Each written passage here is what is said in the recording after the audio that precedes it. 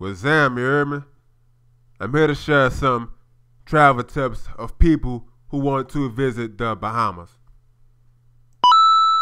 Having a passport is required if you're a foreigner that's traveling to the Bahamas.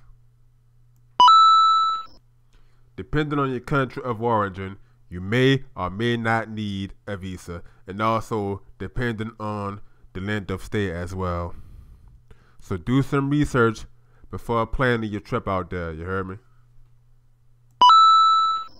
The official currency in the Bahamas is the Bahamian dollar. For example, $1 US is equivalent to the Bahamian dollar.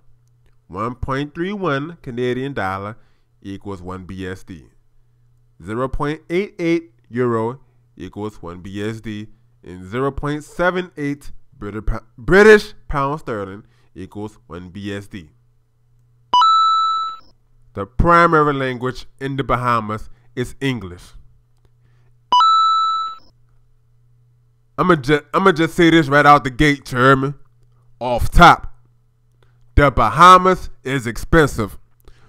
So before you officially decide to go out there in the Bahamas, you better make sure that you have more than enough money. It's that expensive out there, you heard me? Since the Bahamas is one of the places that's inside the hurricane belt, I highly suggest that you don't visit out there during the Atlantic hurricane season, which is from June 1st through November 30th. But if you're willing to take the risk of visiting the Bahamas during the hurricane season, I highly recommend that you get travel insurance. I'm not going to get further into details on this topic, but I suggest that you don't visit the Bahamas during the spring break. But hey, it's up to you if you want to visit out there during the spring break. I honestly don't give a shit. So if you don't heed this advice, it's all on you. I highly recommend that you bring some sunscreen before visiting the Bahamas. I'm just saying. If you're already a certified diver and you're visiting the Bahamas, I highly recommend it. Scuba diving out there is fucking amazing. Stewart Coves is located in Nassau. So if you're already a certified diver and you want to do shark dives, I recommend that place right there. You heard me? All I can say is that the beaches in the Bahamas are fucking amazing.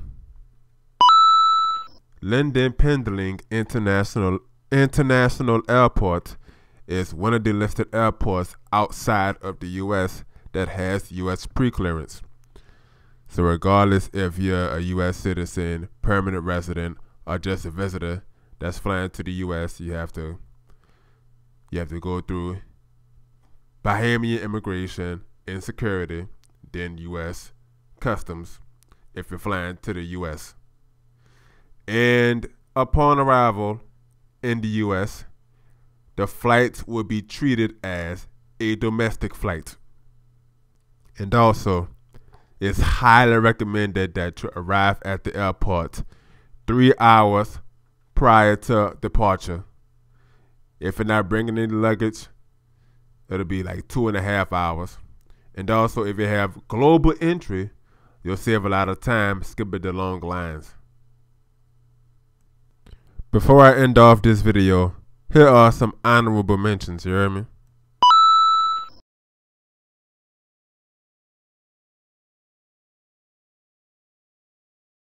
If you have questions or concerns, leave comments below, you hear me? And I'm out.